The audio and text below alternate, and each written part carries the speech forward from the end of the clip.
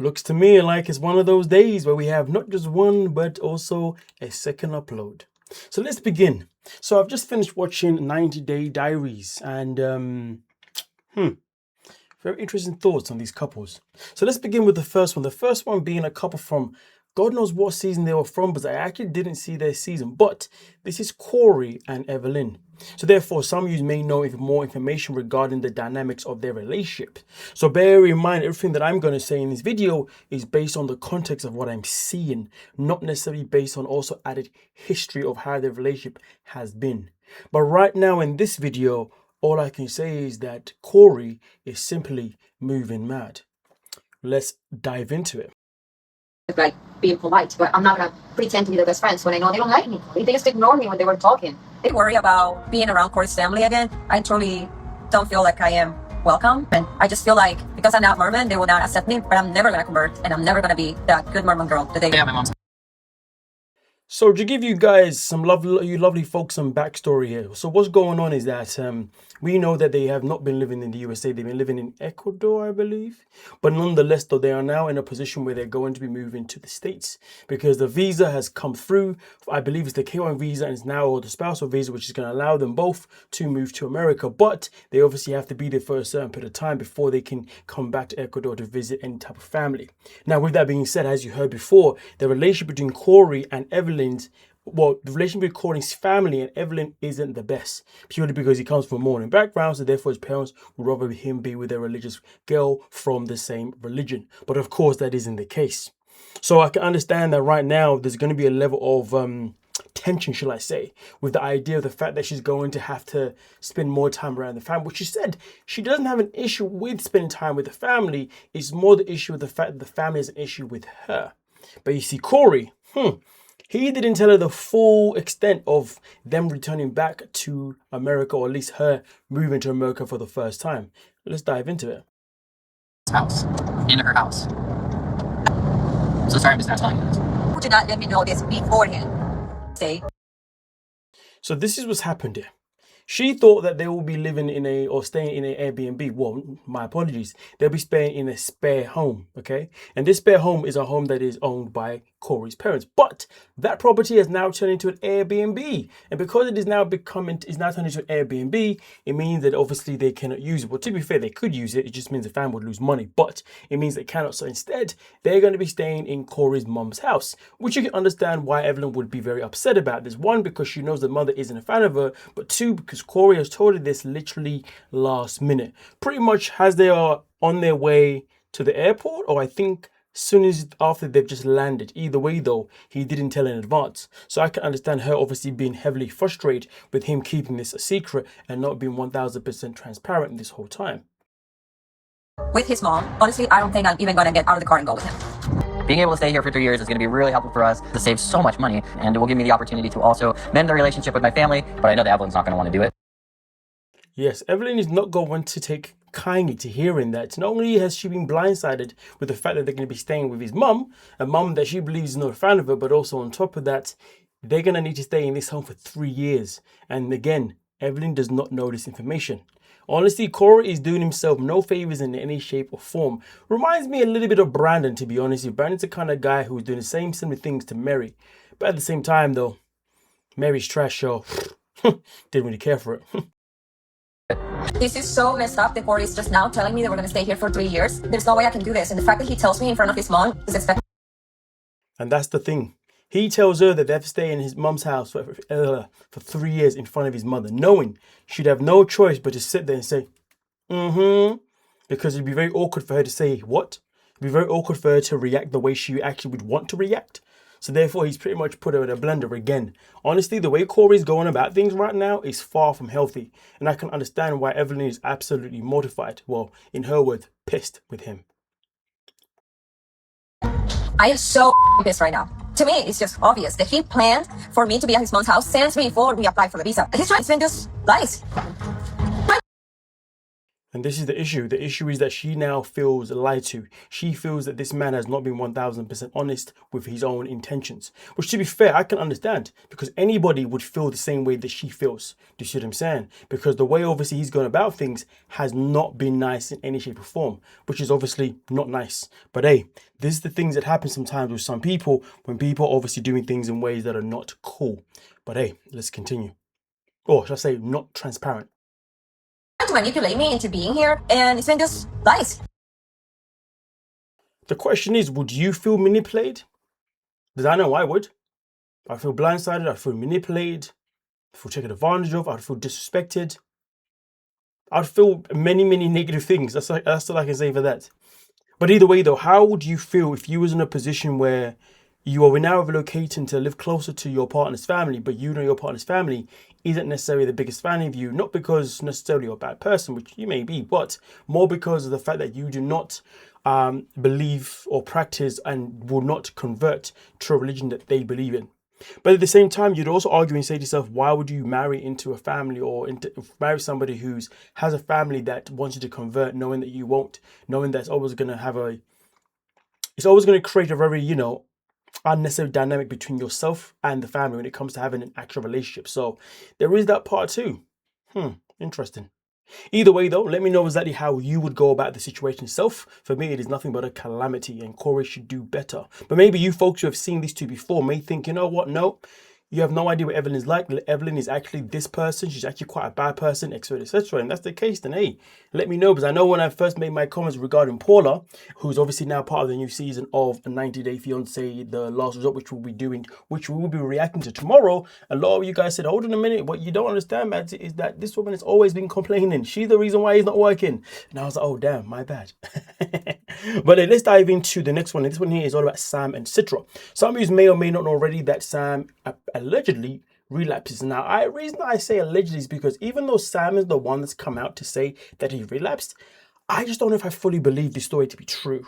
But let's dive into why. But let's get a recap of what's been said. A couple weeks ago, I was hanging out with the wrong crowd. I put myself in a bad situation and I relapsed. I up really bad this time, and I don't know if she's gonna feel the same way about me and forgive me this time. Go deep inside myself, rip this addiction out, the dark side of me, that evil twin.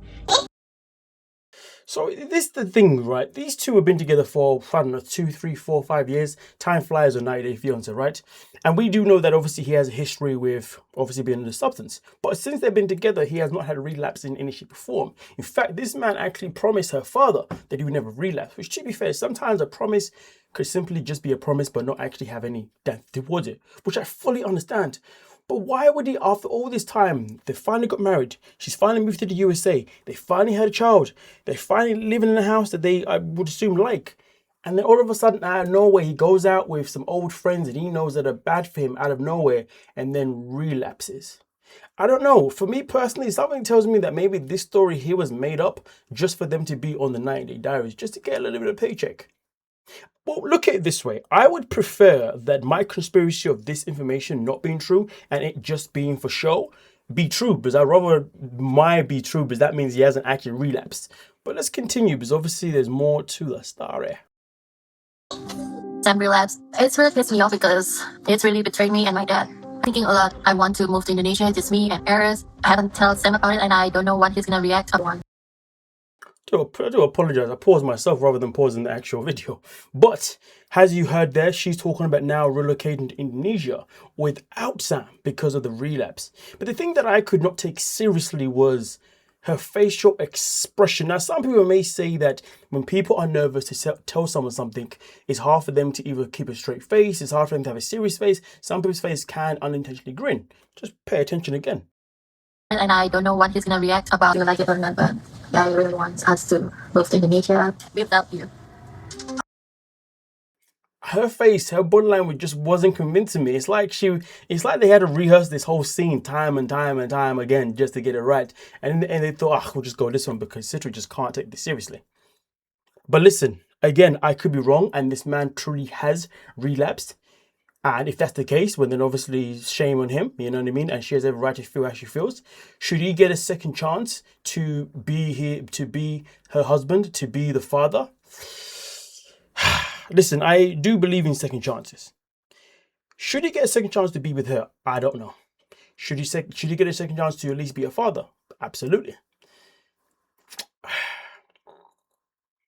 See, the reason why I say absolutely for the child part is because obviously if he can no longer be with her, live in a separate home, then see the child obviously on the supervised visits every now and then. At least you know the supervisor, at least you know he's being monitored, and at least then that child is still getting the benefit of seeing their father, right? Do you see what I'm saying? But obviously if he gets a second chance whilst being with her and the child at the same time, well then the monitoring may not be the same. Do you see what I'm saying? But either way, though, again, this goes back to what I'm saying before. I still don't know if I fully believe this, but tell me something, folks. If you believe that this is true, that this man really has relapsed, do you think he deserves a second chance to be a husband as well as also a second chance to also be a father to his daughter? Give me your thoughts on that one. And also on top of that, do you think that her reaction to want to move to Indonesia and pretty much get away from him and deprive him from seeing his daughter ever again, well, not ever again, but of course he has a choice of obviously moving to, or at least going to Indonesia and seeing them, but do you think that that reaction is rational, or do you think that, give me your thoughts on that one? But let's continue and see what else he said to give you guys some more context. That Citra wants to go back to Indonesia with Eris on her own. If I lose them, I'd be in a dark place that I don't know if I could get out of. So you see here when he talks about I'll be in a dark place, and I don't know how to get out of it. Now, you can't tell me that this is a reason that he's just decided to have in his mind out of nowhere. Now he's relapsed, allegedly. Now he's thinking about how this will put him in a dark place. I generally believe that this reason is the reason he's had this whole time, and that's why he hasn't relapsed and up until now, allegedly. So for me personally, I don't think he has. I don't know, folks. I'm just not convinced. But now let's talk about the father situation. So when it comes to the father, obviously Sam promised the father that he would never relapse ever again. He would never be on drugs ever again, because obviously he promised the father he's going to look after her daughter. Or yes, well, his daughter, yes. Now, you'd imagine with Sam allegedly relapsing, the father's reaction would have been completely bonkers. But the father's reaction was way too calm. And then all of a sudden, Sam says to the father, I'm going to do better. And also, instead of me working my job with my brother and the people who are bad influences on me, which he's worked around this whole time that he didn't relapse, but okay, anyway, he now wants to be a cop. And of course, saying he wants to be a cop is in relation to her father, because her father's a cop himself in particular. And all of a sudden, the father's like, well, now you're going to be a cop. That must mean surely you're never going to relapse again. I'm sorry, but if he's a police officer, depending on what department he's working in, to be fair, hell, it probably doesn't even matter what department he's working on, because as a police officer, anyone that's ever served in that kind of way, hell, even if you're a paramedic, you will know that sometimes you may end up at a scene where somebody has taken substance. And what happens when he encounters those kind of scenes? That's why for me personally, even the storyline of him wanting to be a police officer, I'll believe it when I hear him, or I'll believe it when he posts one day that he's finally got his GED and he's now a police officer. Jadi polisi, tapi lagi nunggu tes online buat dapat sertifikat ini ijazah. Kalau kamu memang ingin menjadi polisi, kamu harus sehat, benar-benar bersih dari narkoba. Never known this to be a thing, but okay. Better baby, so I'm gonna be a better husband to you and the best father I can be, the better. Listen, I'm not a big fan of Sam, to be honest with you, but I'm going to say this now. I reckon this whole time he has been a very good husband, a very good father, and he has not relapsed. I find it very hard for somebody that has had his head so strong for such a long time, has all of a sudden relapsed. Now, of course, I am very fully aware that relapses can easily happen. People go through them all the time. So I'm not going to, say that relapse isn't possible in any shape or form. I'm just saying that I just don't know if I believe this storyline. I think this story here was for them. And to be fair, I have been told by a cast member in the past that when they once upon a time appeared on 90 Day Diaries, which is what they appeared on, that the network specifically asked that person to pretend that they went on a date. And when I say pretend to go on a date, that they went on a date and then therefore they got stood up. So the whole idea of them being stood up on that date didn't actually happen. They wasn't stood up. It's just that they literally went to the restaurant knowing that no one was coming. But for the show, they had to pretend that was the case and say, oh, look, guys, no one's turned up, so I guess I'm going to think again. So I know that they can 100% ask cast members if they don't have anything to give to make up some BS. So if anything, I wouldn't be surprised if the network asked them to make up the story and the story is not real. But then again, like I said before, if it is real, damn. Shame on you, buddy. Shame on you. And however Citra feels moving forward regarding how, and if he's done it again, whatever choice that she wants to make, whether that's actually going to Indonesia or whatever, you know what? You do what you do. You do whatever you feel is best for your child. Simple as that. I don't think there is a wrong answer in that one subjectively. But a few days ago, Well, last week, should I say, to be fair, this time last week, it came out that this episode was going to air of him having a relapse. So people were obviously reaching out to Sam, people were reaching out to Citra. Citra and Sam's account actually ended up making this post here, where in this post, as you can see, it reads by saying, honestly, I feel like the only way I truly feel alive living here is if we move to another state or maybe to another country and got away from all the bad influences around my husband. To be honest, I don't really enjoy living here, and sometimes I feel like a fresh start somewhere could be good for our family. So this is quite interesting because obviously after everything that went down, she then made this post, or at least one, well, clearly it was her that made the post. So therefore it does really bring the question, does this post make the whole story even more legit that yes, this really did happen? Or is it just a story to, you know, add on to post on to make it more believable? But either way though, what I will say is this, I'm gonna take that post very seriously and say that if they need to move somewhere else, move. But if you're moving because you're afraid of bad influences, then that is not a subjectively, that can be a very good reason to move because of bad influences, depending on the situation. In this situation, I don't think moving due to bad influences is a good enough reason to move, simply because if he's going to ever actually relapse, it's going to happen no matter where he's at. Because you see, he could move to a new place, new country, you name it, make new friends, and those friends all of a sudden may even be the same friends you had before. And then what happens then? You have to understand that when it comes to avoiding bad influences, you have to be able to identify bad influences and be able to stay away from them. So for example, if I live in a certain location right now and there are bad influences around me, but I choose to not walk away from these bad influences, who's to say that when I move to a different location and then I'm around other newer bad influences, who's to say that all of a sudden I'm now going to have the willpower to walk away from those bad influences? So more of the story is, if you cannot walk away from the bad influences in your life right now, how do you know you're going to have the strength to do so in another situation? That is the moral of the conversation. That is the moral of the story, if you feel what I'm saying. Well, let me know exactly what you're thinking down below in the comment section, and we can most certainly talk about it. But I truly do hope that my theory of them making this up for a story, really hope that is true.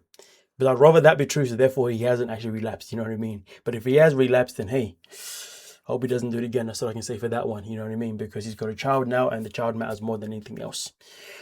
With that being said, let me know your thoughts down below in the comment section and we can talk about it. Please don't forget to like, subscribe, and of course, have a great day. And also hype the video.